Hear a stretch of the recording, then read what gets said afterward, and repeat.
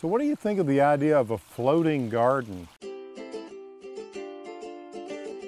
Now, Chris, we've all created hanging baskets, right? But you hadn't lived until you've done a water basket. Well, we have floating plant baskets. Exactly. I just love this. This is amazing. So it's a landscape type fabric, so we get the water coming through to feed nutrients to the plants and the roots. Right. And they'll float around the surface.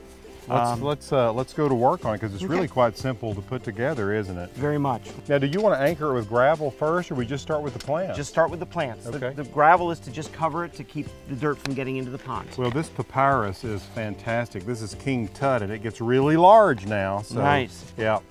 It will love the water, so it'll be right in the center here. Correct. Okay, all right.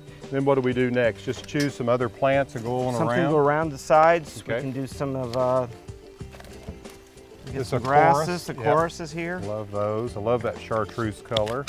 And then next, maybe we throw in some impatiens. Get some color. Yep, I love that. Now, would you tear the roots in just like you're just growing like you're anything? Doing anything, right. Okay, Any of your hanging baskets are in the ground. All right, now we've got all the plants in place. That was about as easy gardening as I've ever done.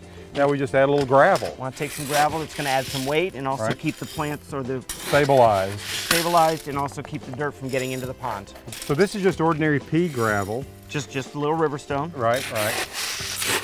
Now there's not a lot of nutrient in this gravel, Chris, so what do we do about that? We have a fertilizer spike. So this is a annual fertilizer. It's a slow release fertilizer. Oh yeah. And we'll just put a couple of those down on either side of the pot. Right. And we're good to go. And that's enough to fertilize it and keep it going for the entire season? For the entire season. And the idea is for these plants to kind of grow over the edge. Right, that's what we want to use the potato vines for. Right. And then if you want to keep it stabilized or moored, if you will, to the side, you can do that, can't you? Yep, we have a anchor string over here. There it is, over there, yeah. Right, so that we can tie it in to the some side. of the rocks, or you can even anchor it to the bottom. If you use maybe a little fishing string, you can tie it to a rock in the bottom of the pond and keep it out in the middle. That's just fantastic. I can't wait to add it to the ones I already have in my pond now. Well, let's go at it. All right.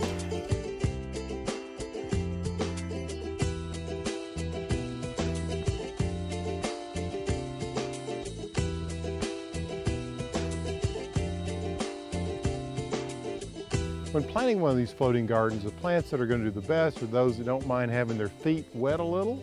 We'll have to see how the impatiens do, but the main thing is just to experiment and have a little fun with it. If you're enjoying these tips, check in regularly and subscribe to ehowhome.